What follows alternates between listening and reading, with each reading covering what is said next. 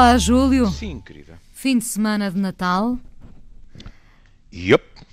De meio Natal. Diga? De meio Natal. De meio Natal. Só da véspera, não é? Sim. Imagino que para si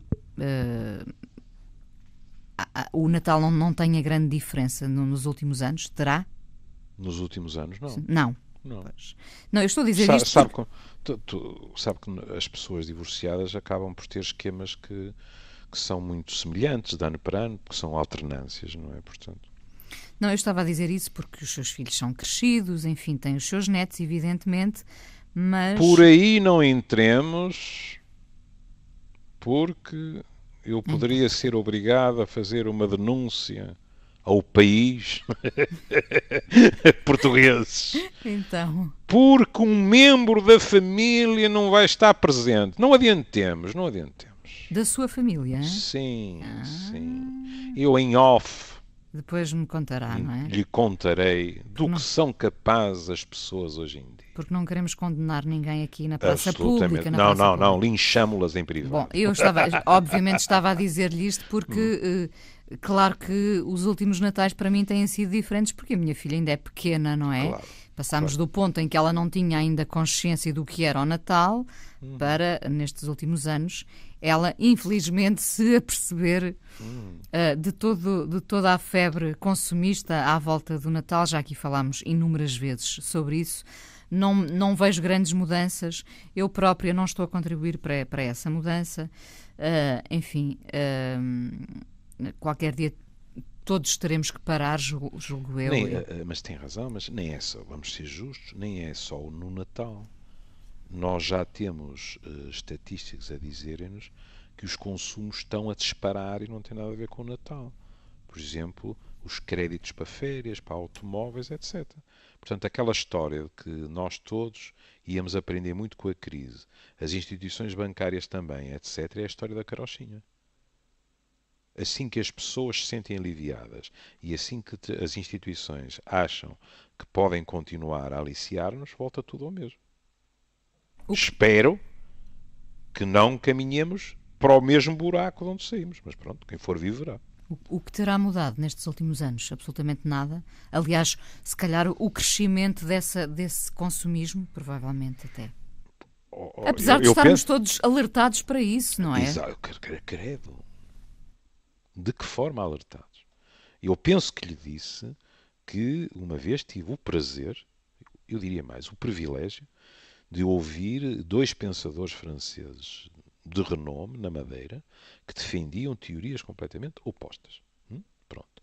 E foi magnífico porque depois, à noite, eu tive de novo o privilégio de, calmamente ao jantar no hotel, continuar a vê-los a discutirem a mesma coisa.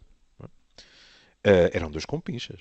Portanto, quando eu estou a dizer discutir, cada um tem o seu ponto de vista, ponto final. Não é?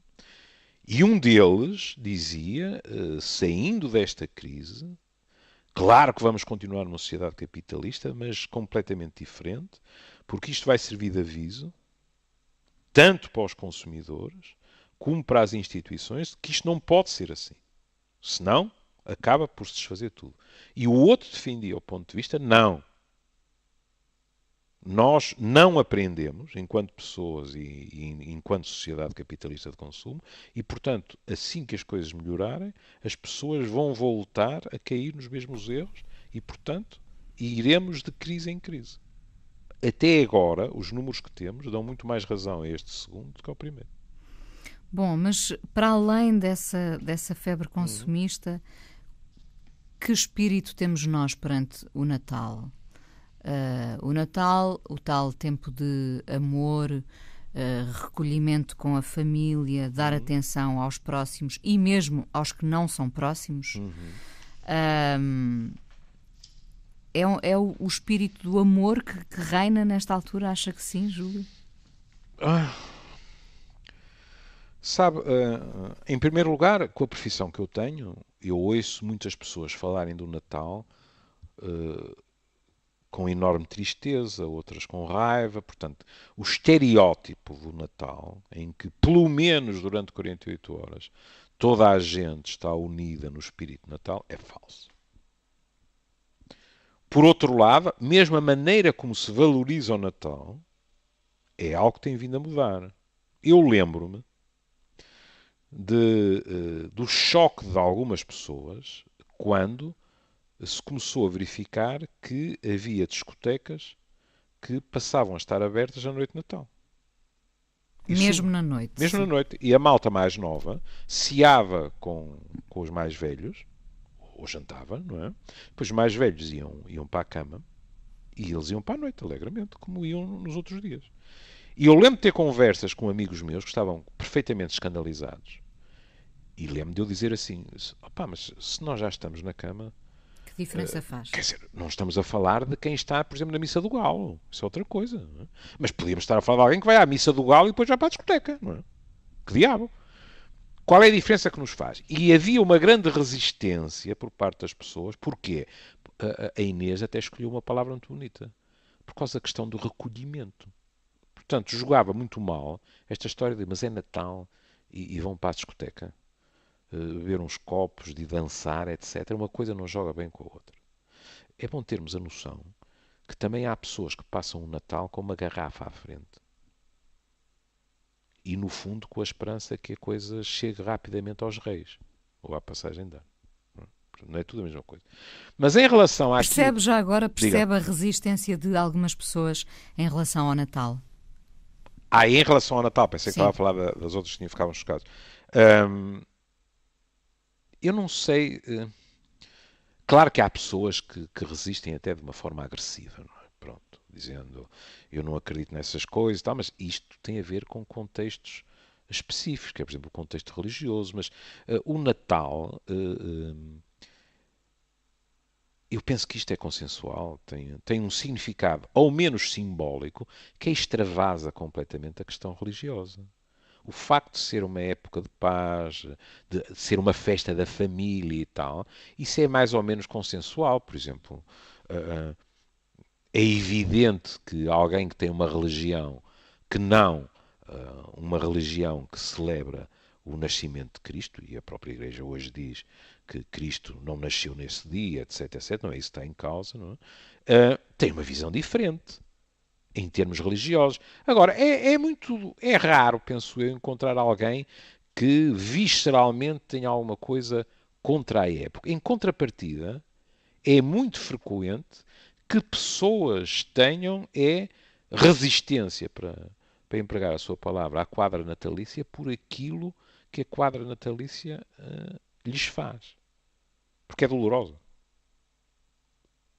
Por saudades dos que partiram, porque um núcleo familiar está desmembrado, porque este ano lhes calha não estar com os filhos na noite de Natal, etc. E, portanto, precisamente por essa nostalgia da harmonia não poder ser preenchida, a pessoa, eu disse-lhe isto já quantas vezes ao longo de 40 anos, quantas pessoas, ou exatamente por estas palavras ou de outra maneira, me disseram no consultório e fora do consultório: ó Soutor, quem me dera saltar direto de dia 23, não é, para dia 3 ou 4 de janeiro. É curioso, se calhar sou eu, mas comecei a ouvir menos gente a dizer isso. Comecei a notar que as pessoas têm menos resistência ao Natal. Bom, se calhar Talvez. sou só Não, eu espero bem que sim. imbuída desse espírito. Espero bem que sim. Acho que... Agora, há outra coisa que também lhe queria dizer, que é quando eu comecei na galhofa em relação à família Machado Vaz não estar completa, atenção, agora vou falar a sério, isto é um fenómeno muito mais global, não é um fenómeno que os Machado Vaz monopolizam. Se a Inês reparar, há cada vez mais pessoas a dizerem-lhe: nós fazemos férias no Natal. Claro, a viajar, Nem sem mais. dúvida. Mas antigamente era impossível. Porque era um insulto à família toda. Porque agora as famílias também são outras, não é o seu caso, não é? Mas agora temos Sim. outro desenho de família e, portanto, as pessoas também deixaram de ter essa obrigação de... Cuidadinho. Porque os novos desenhos de família, o que, em geral, cuidado, não é obrigatório que seja assim, mas em geral implicam é que se reparta não o mal, mas o bem pelas aldeias. Há uma geografia de presença física e de afetos. Eu, por exemplo, sou famoso nos Machado Vaz porque esqueço-me sempre de um ano para o outro. E, portanto, depois ando a telefonar. Onde é que se janta na noite e onde é que se almoça no dia seguinte? Quando é muito simples. É sempre ao contrário do que foi no ano anterior. Pronto, mas eu esqueço-me sempre como é que foi no ano anterior. E, como compreendo, é assim, nomeadamente quando houve divórcios, depois há polos vários. Não quer dizer que não haja situações em que todos se agregam, mas não é o mais habitual. Eu estou a falar é de outra situação. Eu estou a falar é da situação de que as pessoas podem estar aqui ou acolá, mas estão com partes de uma das famílias ou com uma família inteira, que não a outra, e no dia seguinte vão fazer o oposto. Por exemplo, uma coisa que não existia quando eu era jovem e que hoje em dia, e eu, por exemplo, fico muito satisfeito, olha, os Machado Vaz fazem isso, que é valorizar mais o jantar de dia de Natal. Por exemplo, a geração de meus filhos, e eu acho isso delicioso, no dia de Natal jantam sem a geração mais velha. Já é uma mudança, não é? É uma mudança, não é? Mas é, para mim, magnífico, que é prolongar o Natal. Há mais, digamos assim, não estou a dizer que não haja famílias em que no dia de Natal é almoço, é lanche, é jantar, é ceia, pronto. Mas para mim não era assim. Era a ceia, ou o jantar de Natal, e o almoço no dia de Natal. E, portanto, a ganapada a seguir a mim, depois tem, porque eles próprios já têm filhos, muitos deles, etc., têm um jantar de dia de Natal, em que os mais velhos, se calhar também para nos protegerem de pancreatites e infartos de miocárdio, não é? Com o jantar e o almoço. Eu acho isso muito bem. Agora, o que era quase impensável era aquilo que hoje acontece com enorme tranquilidade, que é pessoas dizerem assim, porque me dá mais jeito a mim, a minha mulher ou ao meu marido, porque arranjei uma oportunidade a bom preço, etc. As pessoas dizerem, eu não passo o Natal com nenhum de vocês, percebe? Nem com a mãe divorciada, nem com o pai divorciado, nem com a mãe e o pai que estão juntos, etc. Pronto. Aproveitam aquela época, porque mais a mais há feriados. Veja este ano, segunda-feira é dia de Natal. Dia 1 de janeiro, também segunda-feira. Uns diazitos pelo meio, dá uma data de dias. Isto há 30 altura anos. Ótima para tirar férias, para viajar. Aí está. Há 30 anos atrás, uma pessoa que fizesse isto, não tenho a menor dúvida que seria vítima de censura social. Não estou a dizer que levasse 12 anos de prisão. Mas as pessoas diriam, credo, isto não faz sentido nenhum e tal. Hoje em dia, e sendo a Inês muito mais nova do que eu, sabe também melhor que eu, que há muita gente que aproveita esta época para fazer férias. E, portanto, por definição de não ter o dom da ubiquidade, estão a faltar a alguma noite de Natal em algum sítio. Claro. Percebe? Claro. Ora, a naturalidade com que isso hoje em dia é encarado é uma clara modificação, penso eu, em termos culturais. Bom, mas no Natal fala-se imenso desse espírito de amor, a fraternidade, não é? De cuidado com o outro. E passou-nos pelos olhos há dias uma crónica do Rui Tavares no Público, cujo título era "Será a nossa necessidade de ódio impossível de satisfazer?" E isto tem a ver com as nossas reações, eu diria, muito a quente sobre assuntos diversos da atualidade, mas podem não ser da atualidade, não é? Sim. Coisas que graçam nas redes sociais, que são aumentadas, e toda a gente já o disse, há verdadeiros linchamentos nas redes. Não só nas redes sociais. Nas televisões e nos jornais também. Também, mas eu, por exemplo, vejo pouca televisão e acabo por ver muito nas redes sociais. Sim. Ou seja, no fundo, Júlio, o que o Júlio acabou de dizer, televisões, redes sociais, essa linguagem, não sei se a palavra é muito forte, essa linguagem do ódio está em todo o lugar, em todo o sítio. Pois está. Então, em que é que nos tornamos, não é? Será que, como dizia o Rui Tavares, a nossa necessidade de consolo se satisfaz pela vontade de odiar? vamos com calma. Eu, eu sou muito avesso a ideias que, no fundo, preconizem que somewhere, não over the rainbow, mas somewhere, no fim do século XX ou qualquer coisa, nós nos tornamos em bichos completamente diferentes. Não, Nós, nós já vimos a fazer esse caminho há algum tempo nós também. fomos sempre um bicho com uma enorme capacidade de odiar. Ou agora temos é mais ferramentas. Pois temos. E, sobretudo, muito mais amplificadores. Isto é a diferença, muitas vezes, se quiser, mal a comparado, entre um daqueles espetáculos acústicos de uma banda heavy metal.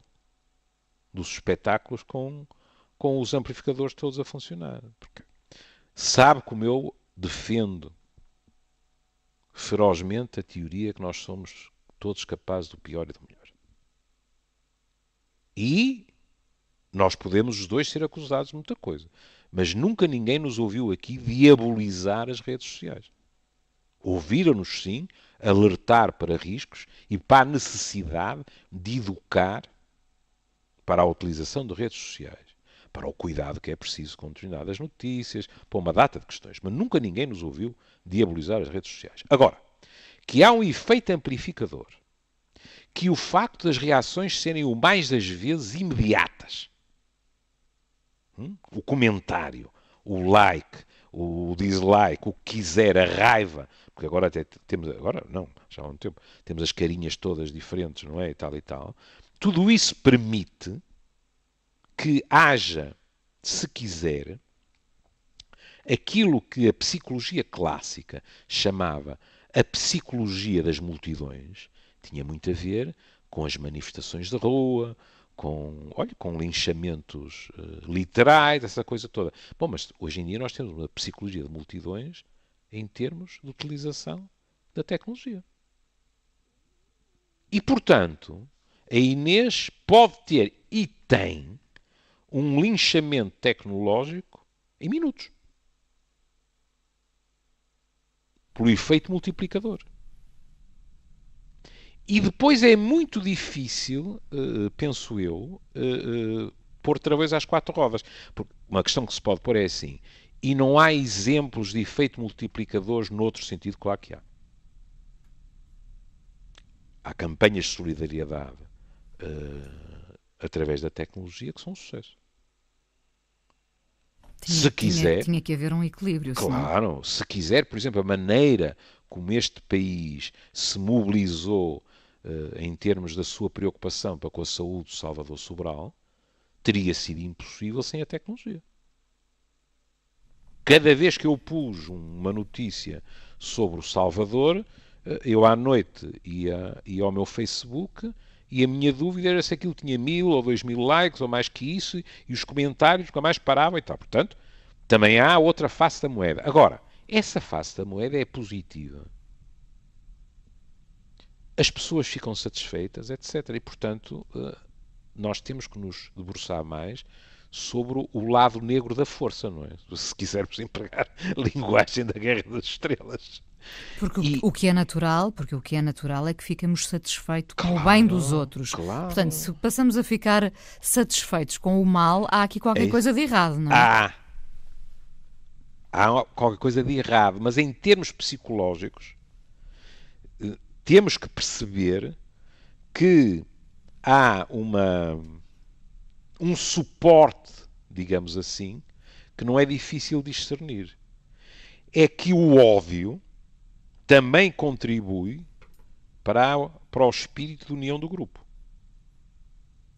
Quando as pessoas odeiam alguma coisa, ou até de preferência alguém, cada nova pessoa junta-se ao grupo.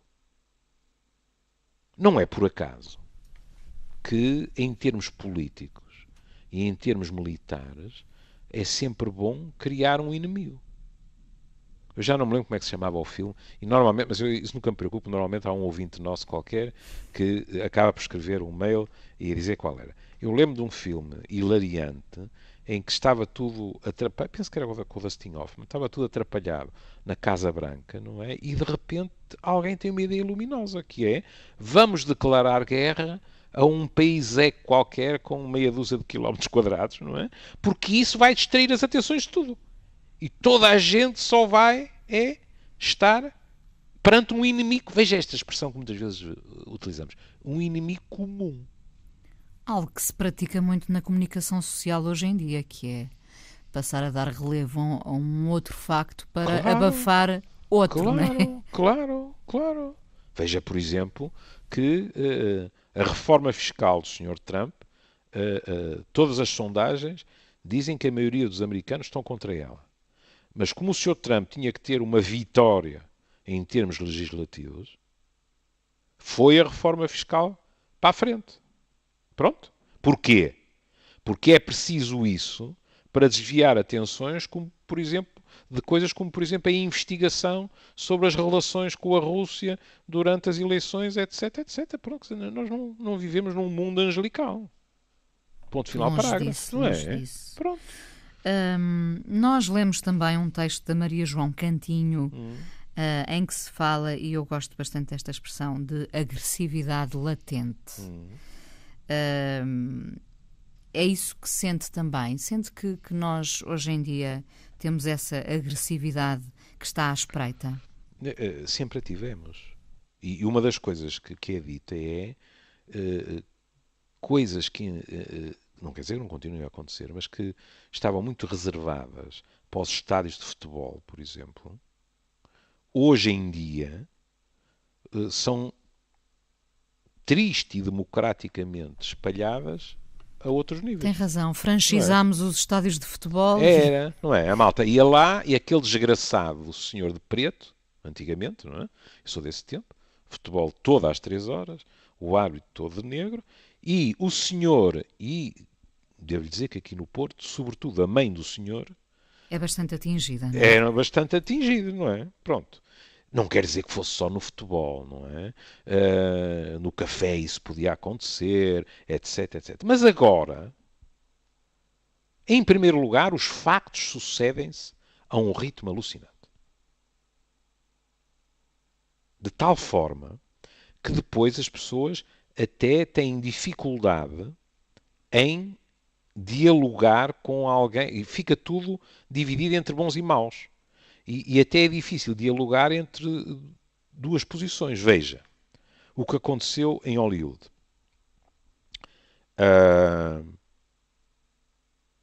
Com toda a gente de acordo em relação ao assédio sexual, de repente aparece, penso que ela se chama Rose McGowan, não é? Que se atira às atrizes que dizem vamos aos Globos de Ouro vestidas de preto, em sinal de protesto. Pronto. E como é que se chama? Ai meu Deus, tive uma branca agora. Diga. Aquela que é quase consensualmente considerada a melhor atriz do mundo. A Meryl Streep. A Meryl Streep, não é? E a Meryl Streep é uma das que disse eu vou vestida de negro. E a Rose McGowan chama-lhe hipócrita nas redes sociais e diz, com o estatuto que ela tem, nunca abriu a boca e agora vem para aqui dizer que se vai vestir de negro e mais isto, mais aquilo. Isto é uma hipocrisia. E Meryl Streep respondeu e disse assim que li estas declarações, porque temos conhecimentos e amigos comuns, eu fiz chegar a Rose McGowan o meu número de telefone, pedindo-lhe que me telefonasse imediatamente.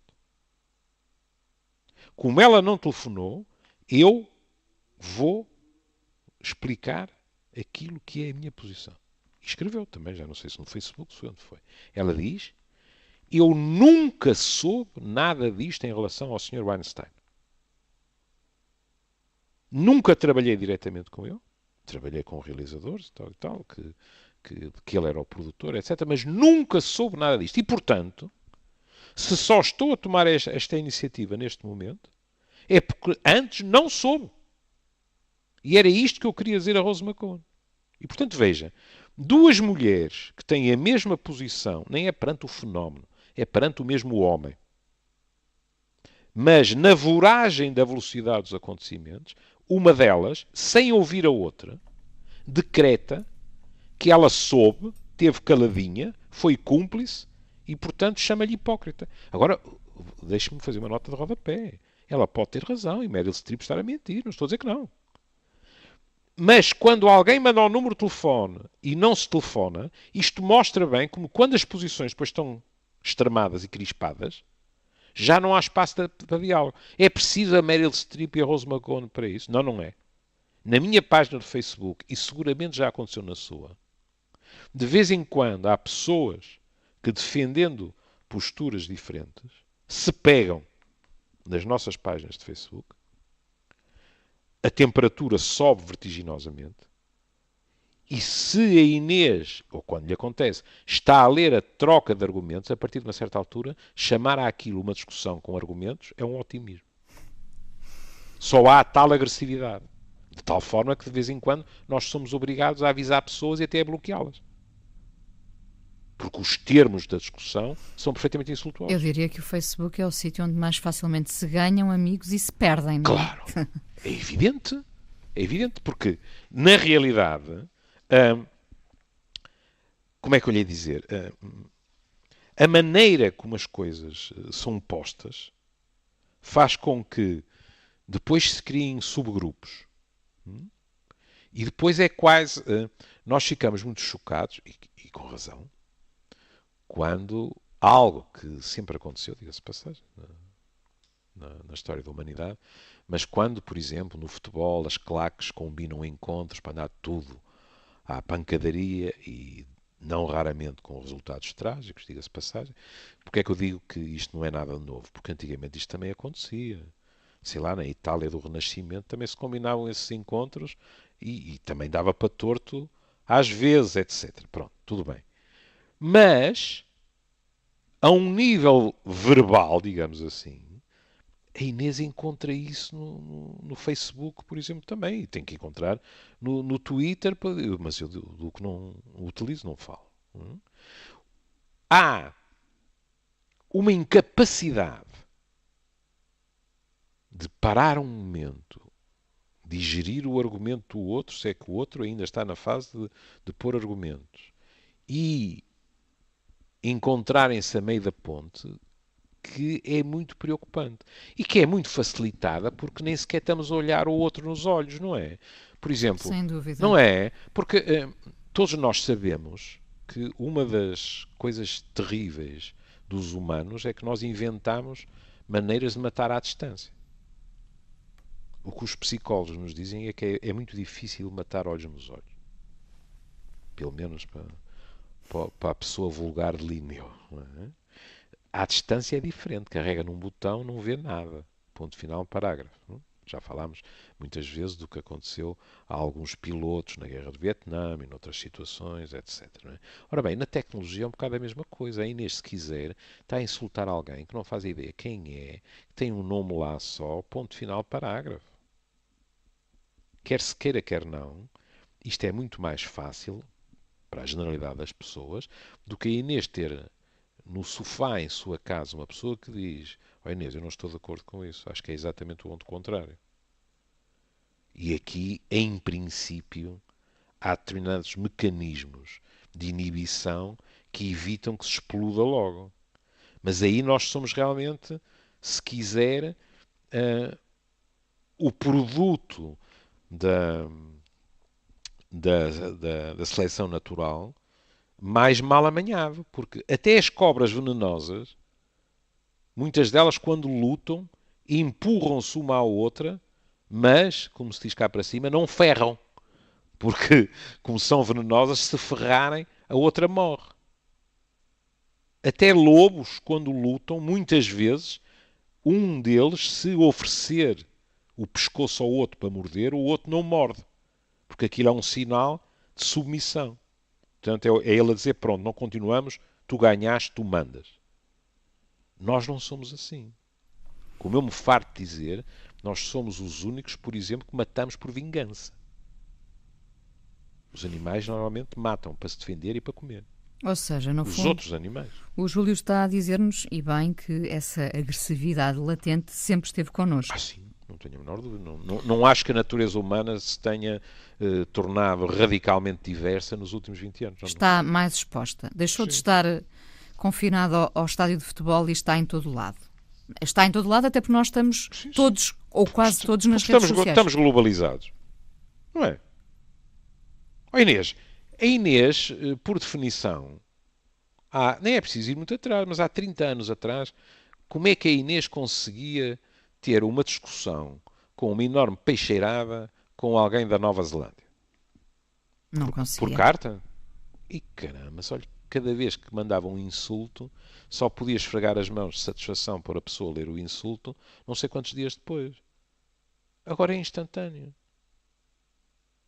A Inês funciona com aquela pessoa como se ela vivesse ao fundo da sua rua. Só falta dizer às tantas, ai sim, então faz favor, apareça lá embaixo no café que eu vou-lhe partir a cara. Isso é diabo, mas é da Nova Zelândia, pronto, está bem. Isso é bom ou mau? É bom e mau, imagino. É bom e mau, como é evidente, não é? E depois nós, o que é que nós temos também? Estas questões. O próprio Facebook, neste momento, põe cá fora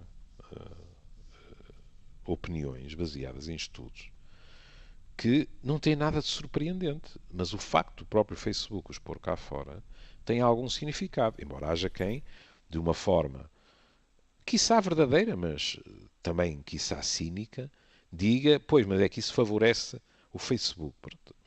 O Facebook põe cá fora um estudo de 2015 do Michigan a dizer que as pessoas que simplesmente leem posts no Facebook acabam por ficar psicologicamente em pior forma do que aquelas que comunicam com os outros. Não estou a dizer oferecer chapada, não é? Mas aquelas que dão feedback. Aquelas... E qual é a conclusão do estudo? E é por isso que eu digo, meu Deus, descobrimos a pólvora. E eles dizem assim, é que quando as pessoas comunicam entre elas, ficam melhor com as outras e com elas próprias. E, surpresa das surpresas, até se diz, e se calhar, quando elas o conseguem fazer fora do online, ou seja, cara a cara, então o efeito ainda é melhor. E pode-se dizer assim, pois é o Facebook a querer ficar bem na fotografia. Talvez. Agora, depois, há interesses envolvidos nisto. Veja. Toda a gente ficou excitadíssima porque um antigo vice-presidente do Facebook, que tem um nome impronunciável, ou dificilmente pronunciável, sim. Pronto, não é? Foi à Universidade de Stanford, ele chama-se qualquer coisa como Shamat Palihapitiya, não sei, e disse calmamente, os efeitos do Facebook, ou seja, pela estimulação da dopamina, etc, etc, que nós criamos, estão a destruir o modo como a sociedade trabalha. Não há um discurso civilizado, não há cooperação, há desinformação, há mentiras, e isto não é um problema americano. Isto é um problema global. E de tal forma que ele, que foi um dos que pôs o Facebook na crista da onda, diz, nós lá no fundo sabíamos que alguma coisa má podia acontecer. O primeiro presidente do Facebook, o Sr. Sean Parker, diz, só Deus sabe o que é que o Facebook está a fazer aos cérebros dos nossos filhos. Bom, não são dois consumidores ali da esquina anónimos. O que é que aconteceu? Aconteceu que o Facebook protestou e disse que as coisas não eram assim. O senhor Palihapitiya está a gostar de dizer o nome. Porque acho um espanto. O senhor sabe o que é que foi escrever? Vou passar a citar. Na sua página do Facebook. Eu acredito genuinamente que o Facebook é uma força para o bem do mundo. Os meus comentários tinham como objetivo apenas iniciar uma conversa importante, uma discussão, e não criticar uma companhia. particularmente uma companhia que eu amo. Mas está a ver. Está a ver? Ele aí já teve que ceder às pressões, Completamente. que é o que nós todos fazemos, de facto. Completamente.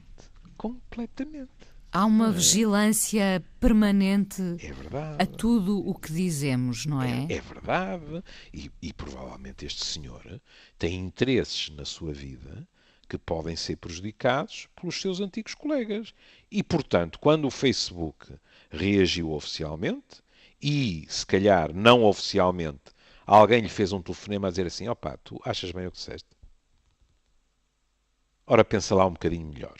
E há muitas maneiras de passar este tipo de mensagem. E em meia dúzia de dias ele vem dizer: afinal o Facebook não está a destruir ninguém, etc.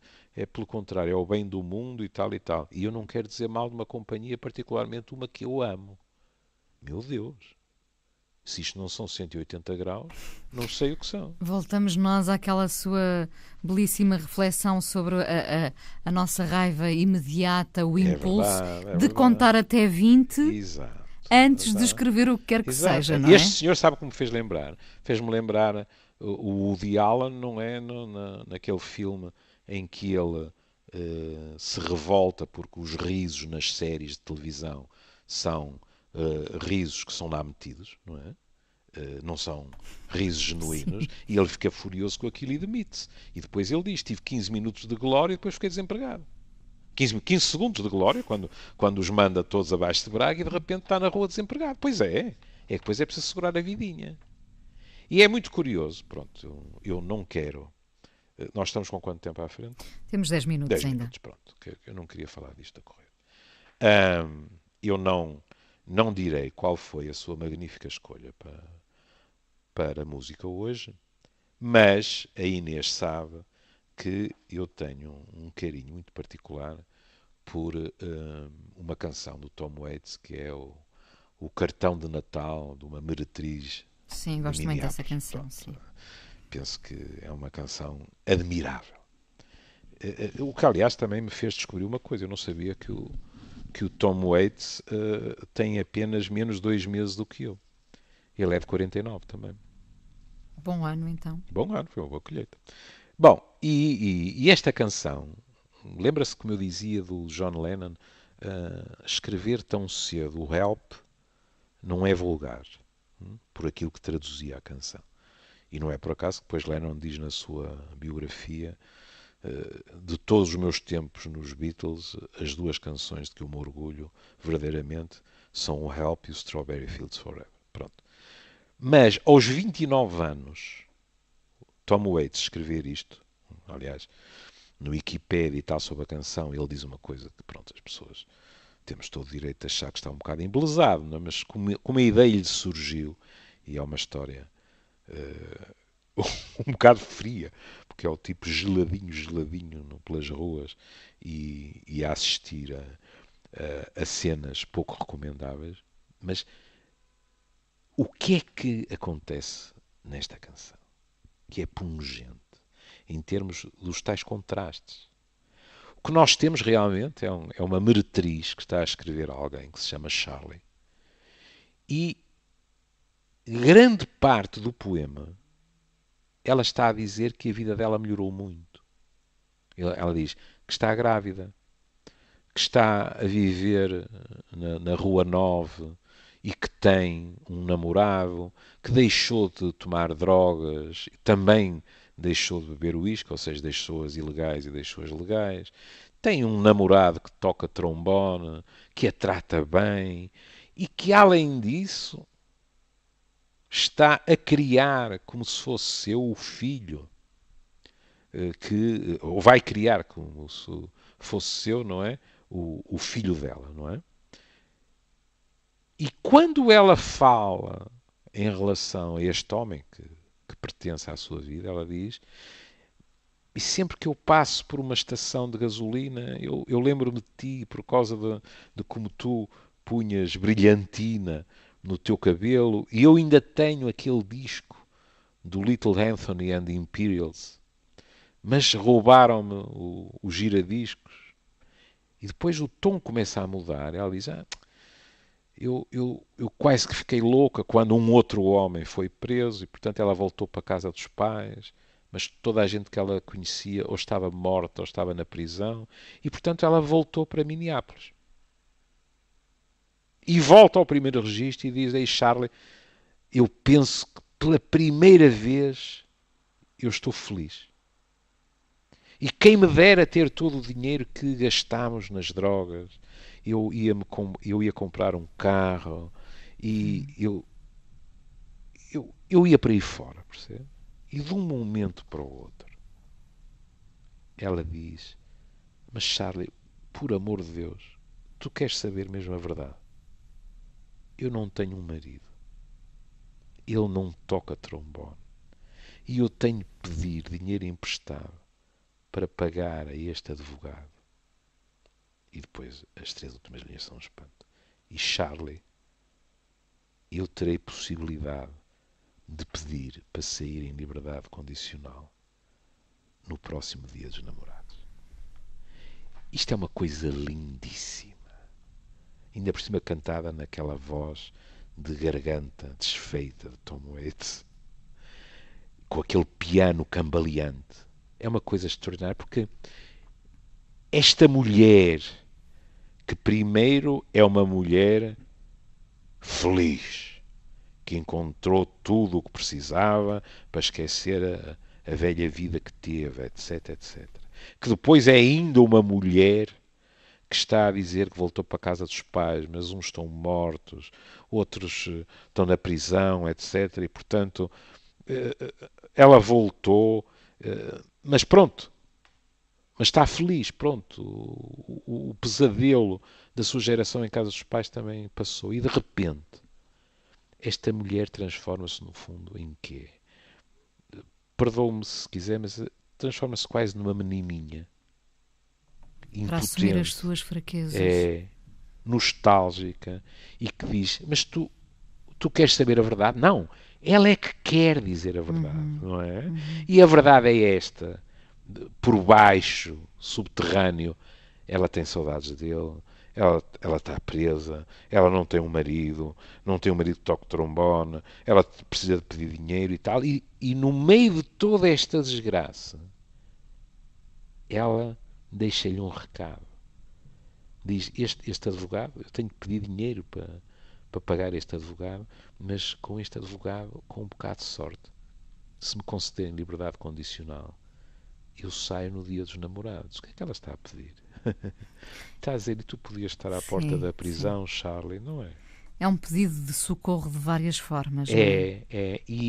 E eu acho que é um poema espantoso. Ainda por cima escrito por um homem, não é? Escrito por um homem. Pronto, o que nos faz logo pensar, por exemplo, não é só Chico Buarque que pode escrever no feminino, não é? Pronto. Mas eu gosto muito do poema porque, tudo bem, eu gosto muito daquelas canções de Natal, All I Need for Christmas Is You. É magnífico, não é? A pessoa fica contente, aquilo é saltitante, aquela sensação, pronto, eu saio da consoada e tu estás cá fora à minha espera, um bocadinho como costuma estar, porque já são mais do que um filme, como costuma estar o namorado da Bridget Jones, não é? Depois daquelas tragédias todas, não é? Está sempre, não é? E, portanto, tudo a favor dessas canções. E depois este malandro consegue escrever uma coisa que parece uma oração. Desta meretriz, não é? Que está à espera da redenção. E a redenção passa por isso. Eu saio no Dia dos Namorados e, Charlie, depois disto tudo, se tu estivesse à minha espera, era muito bom. Eu acho que temos que ouvir esse postal de Natal agora no fim deste amor. Quer mudar? Mudamos, não fazia sentido. Mas podemos ouvir noutra Não, acho que devemos. Como quiser. Christmas Card from a Hooker in Minneapolis, de Tom Waits, escrito e cantado por Tom Waits. Exatamente. Acho que fica bonito agora. Está bem. Obrigado pelo mimo. É mesmo espírito natalício. É isso. E um Feliz Natal. Para si também, querido. Um beijinho, Júlio. E para a miúda e para o Oscar. E para o Oscar. A solidariedade masculina. Claro. Um beijinho. Charlie, I'm pregnant living on 9th Street, right above a dirty bookstore off Euclid Avenue. I stopped taking dope, I quit drinking whiskey. My old man plays the trombone, works out at the track.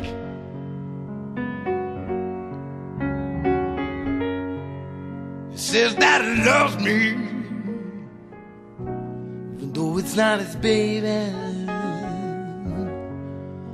He says that he raised him up like he was his own son. Gave me a ring that was worn by his mother. It takes me out dancing every Saturday night.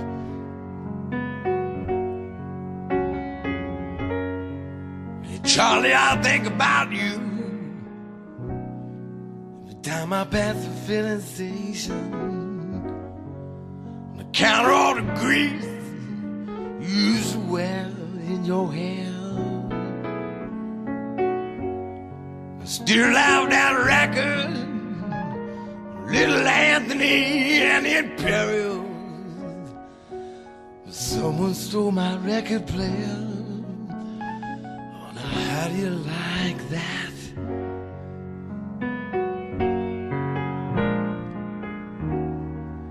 Charlie, I almost went crazy after Mario got busted. I went back to Omaha to live with my folks. Everyone I used to know was either dead or in prison. So I came back to Minneapolis. This time I think I'm gonna stay. Charlie, I think I'm happy for the first time since my accident. I wish I had all the money we used to spend on dope. Buy me a used car lot, I wouldn't sell any of them. Just drive a different car every day, depending on how I feel.